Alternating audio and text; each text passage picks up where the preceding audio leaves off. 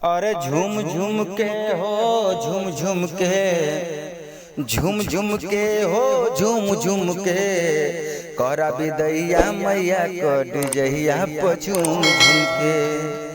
अरे करा विदाई मैया कट जहिया पझूम झूम के। सिर पे सबकी आशीर्वाद माई का बाटे, 9 दिन मैया जी रहनी सबके साथे। सिर पे सबके आशीर्वाद माई के बाटे, 9 दिन मैया जी रहनी सबके साथे। अरे चुम चुम के हो चुम चुम के चुम चुम के हो चुम चुम के कहना विदाई माई का चरनिया के चुम चुम के।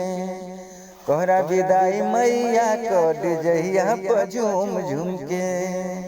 डीजे पर बाजी श्री राम बागी का गाना, आ भक्ति में मैया की भइले दीवाना। डीजे पर बाजी श्री राम बागी का गाना, वकील भी भक्ति में भइले दीवाना।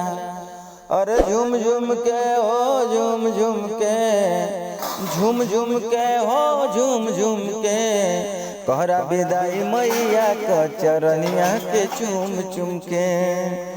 कहरा विदाई मैया का भजनिया झूम झूम के।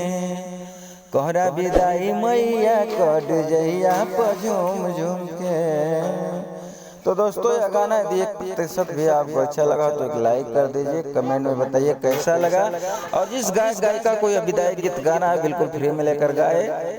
और ऐसे ही सुंदर सुंदर मैटर पाने के लिए हमारे चैनल को सब्सक्राइब कर लीजिए, बेल आइकन की घंटी दबा लीजिए, क्योंकि सबसे पहले सुनकर सबसे पहले गाने के लिए। तो फिर मिलेंगे जबरदस्त मैटर के साथ, तब तक के लिए जय हिंद। छठ का गाना लिखना चालू हो गया, जिस भाई को चाहिए संपर्क कर सकता है।